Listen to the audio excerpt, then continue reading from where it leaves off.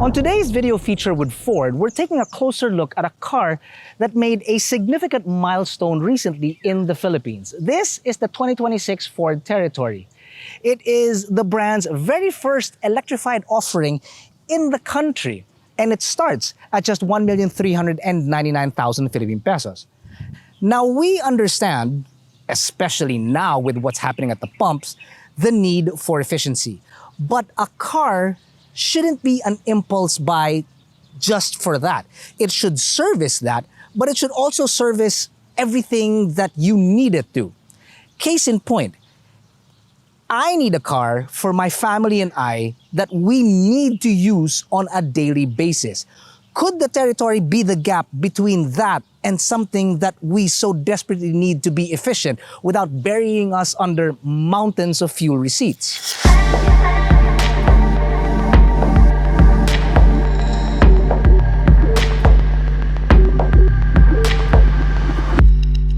Let's begin with what's on everyone's mind: the hybrid technology and fuel efficiency. I need a car that moves every single day during the week. Granted, it is summer and my wife loves it because she gets to sleep in. But once that's over, boom, it's back to business. I need a car that moves every single day of the week. Plus, I need it also to run on Saturdays and Sundays because that's grocery day and then errands for the following week.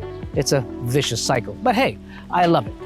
Underneath, you have a 1.5-liter gasoline engine that is paired to an electric motor, which is powered by a 1.83 kilowatt-hour battery, which pushes out 215 horses and 315 newton-meters of torque. And combined city and highway, Ford claims that this can do 19.6 kilometers per liter.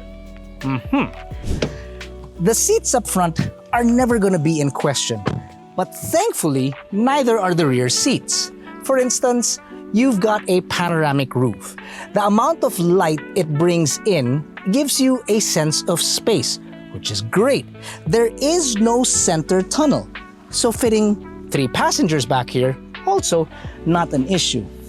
But then, just look at the legroom and headroom that I have behind my own driving position. That's pretty darn good. I could definitely get used to this. Now, I openly admit, well, except for my tall son, that my family members and I aren't really the biggest people on the planet. But we value our space very, very much so, especially since we live in a very tight and dense city like Metro Manila. I also pay heavy attention to a car's drivability, a sort of like a no-hassles car. Well, it's kind of my job, isn't it? I think. I'll explain. The somewhat firm suspension has been tuned so that it's more comfortable and it absorbs potholes much better. Now, that's a trait that you would expect, but the no hassles part, that actually comes with transmission. See, the Territory used to come with a 7-speed DCT. I come from a traditional 8-speed automatic. The Territory Hybrid now comes with a 2-speed DHT, or dedicated hybrid transmission. Imagine yourself coming out of a basement garage, and once you hit the summit, you back off the accelerator because you want to slow down. And at that point, just before you step on the accelerator again to move forward, the car is thinking about which gear you should be in, and you're kind of hoping that when you step on the accelerator, it doesn't knock you back in a really weird manner. Well, when it comes to the DHT, it's so smart that it doesn't need to think because it's always switched on. It's always connected. And then there's instant torque thanks to the motors so that you get going smoothly and safely. That, for me, sounds like it's a no hassle. Its smarts, though, shouldn't stop there. I mean, it is a 2026. It's gotta come loaded. Thankfully, it is. There's a full suite of advanced driver assist systems inside the car to further along its no-hassle kind of a drive. There is adaptive cruise with stop and go, there's lane keep assist, there's blind spot monitoring, just to name a few. Also, the 360 camera activates every time you indicate to the right or to the left at lower speeds, which is good when you're trying to avoid, well, let's just call them less than upstanding motorists out on the road. Other invisible conveniences include a spare tire underneath the rear bed and summer-beating ventilated seats for the front passengers. And finally, it may sound like a big convenience, but I really do need full connectivity with my phone to the system. I need Apple CarPlay and Android Auto, right? That is because, well, there have been many a time that Jack and I have been on the road and we receive calls from the office that we just need to answer.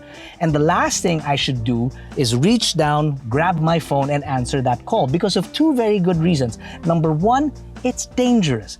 Number two, it's also a very expensive ticket. Not like I would know anything about that. Speaking of expensive, I don't need a car that looks like it's going to pop out of a Popular Mechanics magazine and is going to cost me an arm and a leg plus a mint. No. But I also want a car that looks quite modern. Ford reworked the face with what designers call a chiseled jaw look. The split headlight setup is gone and now a much smoother integrated design where the C-shaped LED daytime running lights and main headlights live together in the same unit. The honeycomb grille widens the car, and for that extra flex at night, there's an LED bar and even an optional illuminated Ford badge that makes the whole front end look like it's straight out of a sci-fi flick. The side profile remains clean and elegant with hints that this is the electrified version thanks to the optional hybrid decals. The wheels are major, 19-inch alloys with machined two-tone pinwheel-like design. There's a bit of athletic utility too in the form of functional aluminum roof rails running the length of the sleek roofline, which all sit above a ground clearance of 185 millimeters. The overall tailgate design is familiar, but the bumpers have been cleaned up with a more sophisticated monochromatic look.